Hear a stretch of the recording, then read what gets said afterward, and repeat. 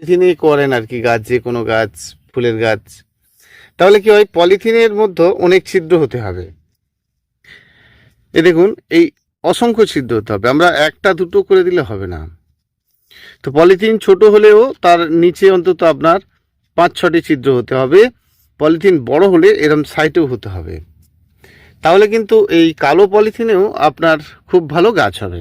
পলিথিনে ছোট গাছ তৈরি করার পক্ষে খুবই ভালো, কারণ মাটিকে যখন আপনি শুকনো করে ওই পলিথিনের মধ্যে দেবেন, তখন একটা কিন্তু মানে এই যে শুধুই পলিথিনের মধ্যে দেবেন, তখন কিন্তু জল দাঁড়িয়ে যাওয়ার একটা সম্ভাবনা থাকে। সেজন্য আপনাদের খুব ভালো হবে যদি গ্রো ব্যাগের মধ্যে প্রথমটা গাছকে করে ফেলেন। কম ছোট ছোট গ্রো ব্যাগ, তো ছোট ছোট গ্রো ব্যাগে যদি আপনারা যে কোনো গাছ করেন ফার্স্ট, তো সেই গাছ কিন্তু খুব সুন্দর মনের মতো কিন্তু হয়ে ওঠে। দেখুন গাছগুলো কত বড় হচ্ছে এবং সুন্দর হচ্ছে। সেই জন্য গ্রো ব্যাগেই আমরা যদি পার্মানেন্ট রাখতে চাই আর কি, যে একটা গ্রো ব্যাগেই দিনের পর দিন গাছ রাখবো আর গ্রো ব্যাগেই ভালো করব, তাহলে আপনাকে একটু ভালো মানের গ্রো ব্যাগ নিতে হবে। তবে খেয়াল রাখতে হবে, গ্রো ব্যাগের অনেক সময় কি কাপড়ের গ্রো ব্যাগ হয়, অনেক সময় ভালো এরকম পলিথিনের দেখে নিতে হবে। তো আপনি যদি খুব কম দামের পলিথিনগুলো নেন, তাহলে আপনার এরকম পলিথিন কত 1.5 টাকা 2 টাকা করে দাম। তো যাই হোক, একটু ভালো মানের নিতে গেলে হয়তো একটু বেশি দাম যাবে। এবারে আপনারা বড় গ্রো ব্যাগের মধ্যে যে কোনো শাক সবজি থেকে শুরু করে ফুলের গাছ সবকে কিন্তু খুবই ভালো করতে পারেন। আবার গ্রো ব্যাগে যদি আপনাদের গাছ তৈরি হয়ে গেছে, গাছে দেখতে সৌন্দর্যতা খারাপ লাগছে, যে গ্রো ব্যাগে গাছ করলে ঠিক যেখানে সেখানে যেন মানাচ্ছে না, কি গ্রো ব্যাগের থেকে আপনি ভাবছেন যে আমি একটা গ্রো ব্যাগে তো সব জায়গায় বাড়ির যেখানে সেখানে রাখতে পারবো না, বা দেখতে একটা শোভার ব্যাপার রয়েছে, তাহলে আপনি গ্রো ব্যাগে গাছ করার জন্য গাছগুলো করুন। এবারে আপনি শৌখিন মনের মতো অনেক ধরনের টব পাওয়া যায়, আমি একটা মাটির টব দিয়ে দেখাচ্ছি, পুরানো মাটির টব। তবে গ্রো ব্যাগেই থাক, আর আপনি যখন টবের ভেতরে আবার দেবেন, তাহলে এই টবে কিন্তু ভালো করে নিচটা একটু নুড়ি দিয়ে দেবেন, যাতে জল নিকাশি ঠিক থাকে। এবার গ্রো ব্যাগটা আপনি কিন্তু ভেতরে দেবেন, এভাবে দেবেন, সেটা কিন্তু পরে, আগে গাছ গোড়ার জন্য আপনার ঠিকই আছে। এবার আপনি এইখানটা মাটি চাপা দিয়ে দেবেন, দেখবেন আপনার টবে গাছটা কিন্তু হলো না, গাছটা গড়েছেন আপনি গ্রো ব্যাগে, আর টবে আপনি সাজিয়ে নিয়ে যেখানে খুশি আপনি আবার নিয়েও যেতে পারেন। তো গ্রো ব্যাগে গাছ করতে কিন্তু দারুণ মজা লাগে, গ্রো ব্যাগে গাছ মরে না, গ্রো ব্যাগে গাছের সব থেকে ভালো আর কি। এবারে ভালো মানের গ্রো ব্যাগ আপনাদেরকে নিতে হবে। যে গ্রো ব্যাগ আপনি নিচ্ছেন, প্রথমটাই আপনারা ছোটোখাটো গ্রো ব্যাগে গাছ গড়লেন, ঠিক আছে, কিন্তু গাছটিকে পরবর্তী অবস্থা একটু বড় গ্রো ব্যাগ চাই, বা এখন অনেক শৌখিন শৌখিন গ্রো ব্যাগ রয়েছে। তো সেই শৌখিন গ্রো ব্যাগে কিন্তু প্রথমটা দেওয়া যাবে না, আর গ্রো ব্যাগের মায়া দয়া করলে হবে না। এরকম ছোট ছোট গ্রো ব্যাগ আপনি যখন গাছটি খুলে নেবেন, গাছটি খুলবেন, খোলা তো যাবে না, কষ্ট হবে খুলতে গেলে। গ্রো ব্যাগকে আপনি যদি খুলতে চান, তাহলে একটা পদ্ধতি রয়েছে, একেবারে শুকনো নয়, একটু ভেজা ভেজা থাকবে, আর এই গ্রো ব্যাগটাকে এইভাবে শুয়ে দেবেন, আর আস্তে আস্তে চারিধারে এরকম হালকা করে করে হাত দিয়ে চাপড়াতে থাকবেন, আর এটাকে ঘোরাতে থাকবেন, তাহলে কিন্তু এটা এখান থেকে খুলে আসবে। আমি এটা খুলে দেখাচ্ছি না, আপনারা কিন্তু এভাবে খুলে নিতে পারবেন।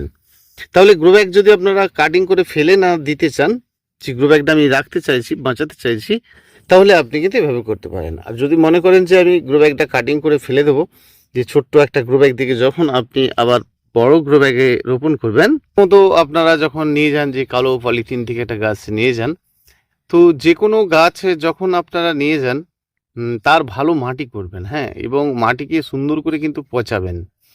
দেখুন, যে কোনো মাটিকেই যদি আপনি দীর্ঘদিন জল দিয়ে আগে ভিজিয়ে পুছিয়ে রাখেন, সে গ্রো ব্যাগেই করুন, টবেই করুন, আপনার যেটা মন চায়, বা কোনো কন্টেনারে করুন, যেমন আপনাদের রয়েছে, তবে হ্যাঁ, মাটি কিন্তু ফার্স্ট ক্লাস করে শুকনো হতে হবে। এবারে কি হয়, আমরা সকলেই কিন্তু মাটিকে খুব ভালো করে শুকনো করি, কারণ মাটির কিছু মাটি দেখা যায় যে আপনি হাতটাকে আস্তে করে মাটির মতো মুঠো করলেন, আর এইভাবে জড়ো করলেই মাটির কিন্তু একেবারে ধুলো ধুলো গুঁড়ো গুঁড়ো হয়ে যাচ্ছে, অথচ মাটিটি হালকা থাকছে। এটা কিভাবে হচ্ছে? তারপরেই কিন্তু এরম ছোট্ট ছোট্ট গাছ বসানো হচ্ছে। এবারে এই যে মাটিটা আমরা কিন্তু শুকনো করার পরে, এই যে ধরুন আমরা সকালে জল দিয়েছি, দেখতে পাচ্ছেন কিছুটা অংশ ভেজা ভেজা রয়েছে আর কিছুটা শুকনো, তাহলে এই শুকনো আর ভেজা একসঙ্গে যখন টোটালটাই হালকা ভেজা হয়ে যাবে তখন কিন্তু আপনি মাটিটাকে এলোমেলো করবেন। নমস্কার বন্ধুরা, পুষ্পশ্রী নার্সারি কলাঘাট, আমি কমল আপনাদের সঙ্গে আজকে গ্রো ব্যাগে গাছ রোপণ নিয়ে কথা বলছি। আর আমার ফোন নাম্বার 9609456194। গ্রো ব্যাগ আর গ্রো ব্যাগের যে মাটি, এই দুটো জিনিসই আপনাকে জানতে হবে। তাহলে বন্ধুরা, এই যে শক্ত শক্ত ডালা ডালা মাটিগুলোকে আমরা যখন হাত দিয়ে এইভাবে একটু চাপ দেব, আর মাটি কিন্তু খুব সুন্দরভাবে গুঁড়িয়ে যাবে। এই মাটি সুন্দরভাবে গুঁড়িয়ে যাবে, তার আগে কিন্তু আমাদেরকে একটু হালকা করে উপরটা ভিজিয়ে দিতে হবে। আর এই যে শুকনো মাটির মধ্যে যখন ভেজাবেন, পরিমাণে যদি অল্প করে একটু চুন দেন বা ফাঙ্গিসাইড কিছু দেন, খুব ভালো কাজ পাবেন। দুটোর যে কোনো একটা দিলেই আপনাদের হবে। ফাঙ্গিসাইড দিলে লিটারে 2 লিটার জলে আমরা দেব কত, 4 গ্রাম। তাহলে 1 লিটার জলে কত, 2 গ্রাম মাটিতে দিতে গেলে। আর আমরা যদি চুনের জলটা দিতে চাই তাহলে আমরা বুঝবো কি করে? বন্ধুরা, আমরা তাতেও বুঝতে পারবো যে আমাদের এই যে জলটা আমরা যখন দেব, তাহলে আমাদের 10 লিটার জলে 100 গ্রাম, তাহলে আমাদের 5 লিটার জলে 50 গ্রাম, 2.5 লিটার জল লাগলে তার অর্ধেক। তাহলে বন্ধুরা, আমরা এইভাবে কিন্তু চুনের জল করে গুলিয়ে এই মাটির মধ্যে দেব। তারপরে কিন্তু আমরা যে কোনো গাছ রোপণ করব। চুনটা আপনারা অনেকে জানতে চান কি চুন দেব। দেখুন, চুন হলেই হবে, সেটা আপনার পানি খাওয়ার চুন হোক বা আপনি কোনো দশকর্মা ভাণ্ডার থেকে নিয়ে আসুন, সেই চুন হলেই হবে। এই চুনটার মধ্যে কোনো কারখানা থেকে যদি আপনি নেন, তাহলে সেই চুনটা কিন্তু ডালা ডালা চুন পাবেন, আর সেটা খুব ভালো। এই চুনকে যত ফুটিয়ে ডিজাইন করে দেওয়া হবে আপনাকে, তত জানবেন সেই চুনের যে পাওয়ার কম। তাহলে আপনারা খোঁজ নেবেন যেখানে ডালা ডালা চুন পাওয়া যায়, সেই চুনটা হলে কিন্তু খুব ভালো কাজ হয়। আর ফাঙ্গিসাইড যদি আপনি হাতের সামনে পান, তাহলে যে ধরনের ফাঙ্গিসাইড, তবে বেশি ভালো করে যেমন ডাইথেনিয়াম M45 বা ইন্ড্রোফিল M45, তা নইলে বাড়ির তো আপনার রয়েছে ফাঙ্গিসাইড, সাব ফাঙ্গিসাইড, ব্যাবিস্টন ফাঙ্গিসাইড, কিছু না কিছু একটা আপনি মাটিতে ফার্স্ট দেবেন।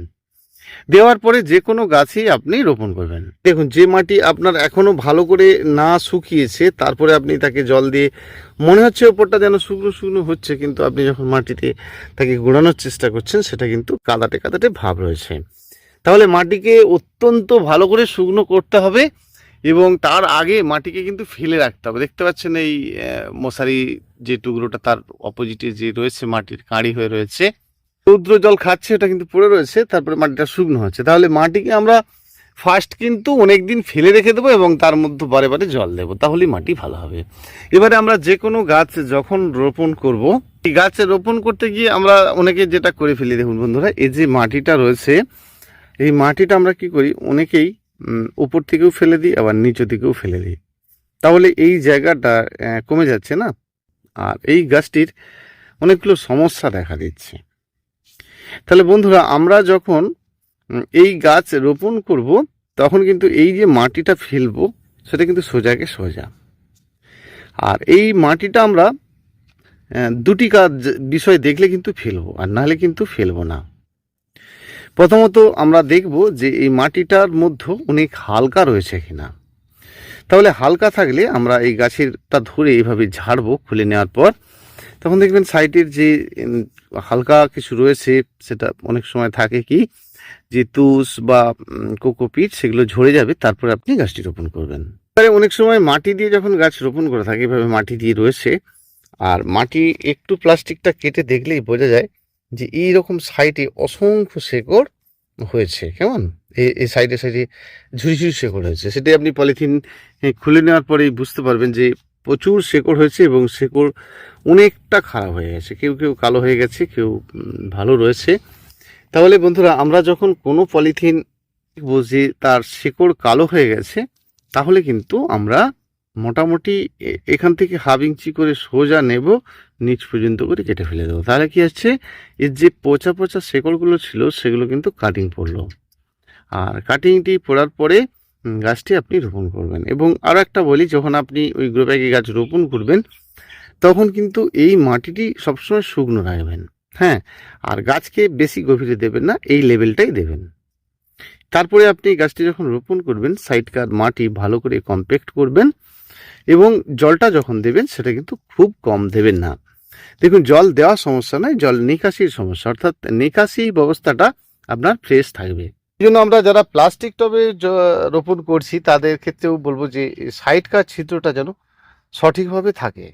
কারণ এই প্লাস্টিকে কি হচ্ছে, সাইডভাবে ওই জলটা কিন্তু বেরোতে পারছে না, যা বেরোচ্ছে নিচে দিয়ে। কিন্তু মাটির টবে কি হয় যে রৌদ্র পাচ্ছে, আর রৌদ্রেতে কিন্তু টবটা শুকনো হচ্ছে, ফলে কি হয় ভেতরকার মাটি চট করে শুকনো হয়ে যায়। এর থেকেও কিন্তু বেশি ভালো করে এই দুটোর থেকেও গ্রো ব্যাগ। আর গ্রো ব্যাগের যে কোনো গাছকে যদি আপনি মানে অনায়াসেই বসিয়ে দেন, চট করে হয়ে যায়। কারণ কি না, গ্রো ব্যাগে বেশি জল দিলেও তো আপনার থাকবে না। এবারে এই যে গ্রো ব্যাগের উপরে আপনি খাদ্য দিচ্ছেন, ভাবছেন যে গ্রো ব্যাগের সকল খাদ্য তো গলে যাবে না, কখনোই না। কিছুদিন পরে দেখবেন গ্রো ব্যাগের খাদ্য কখনোই গলে যাবে না। দেখুন, আপনি যখন গ্রো ব্যাগে খাদ্য দেবেন তখন কিন্তু এই মাটিটিকে খুব ভালো করে শুকনো করবেন। তারপর আপনি যখন তরল খাদ্যটা দেবেন, তরল খাদ্যটা এই শুকনো মাটি কিন্তু সুন্দরভাবে নিয়ে নেবে। একেবারে সুন্দরভাবে যখন আপনার মাটির মধ্যে সম্পূর্ণভাবে ওই যে তরলটা আপনার ভেজা যে জলটা, সেটা কিন্তু ওই শুকনো মাটি নিল, তারপরে কিন্তু আপনি জল দেবেন, কোনো রকম সমস্যা নেই। তাহলে এই যে খাদ্য দিয়ে গলে যাওয়ার ব্যাপার, যে আমি খাদ্য দিলাম আর চলে গেল, এটা আমরা অনেকে চিন্তা করি, সেটা কিন্তু ভেজা মাটির ক্ষেত্রে হয়। তো সেই জন্য মাটি অনেক সময় মাটি এলোমেলো একটু করে দিতে হয় সকালবেলাটাই, আর সেটা কিন্তু শুকনো হলে তারপরে খাদ্যটা দিতে হয়। ধরুন আপনি আজকের দিন মাটি এলোমেলো করলেন, আর পরের দিন আপনি খাদ্যটা দিলেন সকালেই। তো তরল খাদ্য দিলে কিন্তু বন্ধুরা সবসময় বিকেল টাইমে দেবেন না। যে কোনো তরল খাদ্য দিতে হলে আপনারা কিন্তু সকালে দেবেন, কারণ সারাদিন রৌদ্র পেতে হবে, আর এই তরল খাদ্যটা শুকনো হতে হবে। শুকনো হয়ে গেলেই যে ফাঙ্গাস অ্যাটাক করার ব্যাপারটা কিন্তু থাকবে না। এটাকে অনেক সময় দেখা যায় একটি একটি গাছের বৃদ্ধি পুরোপুরি বন্ধ হচ্ছে, তখন আপনাকে জানতে হবে গ্রো ব্যাগের যে সাইডে কোনো রকম আপনার যে ধুলো মাটি, অতিরিক্ত ধুলো মাটির ফলে গ্রো ব্যাগের সাইডগুলো জ্যাম হয়ে গেছে। তাহলে একটা ব্লেড দিয়ে, ছুরি দিয়ে এই সাইডটাকে কিন্তু ছিদ্র করে দিতে হবে। তাহলে গ্রো ব্যাগে অতিরিক্ত জল দিলেও আপনারা ভাবেন যে চলে যাচ্ছে, সেজন্য গাছে যত জল দেবেন, যত বেরিয়ে যেতে পারবে, তত ফাস্ট কিন্তু ঝড়ের গতিতে আপনার গাছটিও বেড়ে উঠবে। এই গ্রো ব্যাগে আপনি সব ধরনের গাছ করতে পারেন, সেটা আপনি জবা করতে পারেন, গোলাপ করতে পারেন, যে কোনো ফ্রুটসের গাছ করতে পারেন। সেই সকল ধরনের গাছকেই কিন্তু আপনি খুব ভালো করতে পারেন। এবং গ্রো ব্যাগে গাছটি রোপণ করার পর গ্রো ব্যাগ সহই কিন্তু আপনি কোনো টবের মধ্যেও রোপণ করতে পারেন। বন্ধুরা, এই ছিল আজকের ভিডিও। আশা করছি আমাদের আর বুঝতে অসুবিধে হবে না, আর গ্রো ব্যাগে আমরা সুন্দরভাবে গাছ করতে পারবো। ডেসক্রিপশনে গ্রো ব্যাগের লিঙ্ক দেওয়া রয়েছে, আপনারা যদি চান তো আপনারা কিনেও নিতে পারেন, বা বাজার থেকেও আপনাদের যদি পাশাপাশি পাওয়া যায় সেখান থেকেও নিয়ে নিতে পারেন। ভিডিওটি যদি আপনাদের ভালো লাগে, লাইক, কমেন্ট, শেয়ার করবেন। ভিডিওটি দেখার জন্য প্রতিটি বন্ধুকে অসংখ্য অসংখ্য ধন্যবাদ। দেখা হচ্ছে ঠিক পরের ভিডিওতে। ধন্যবাদ।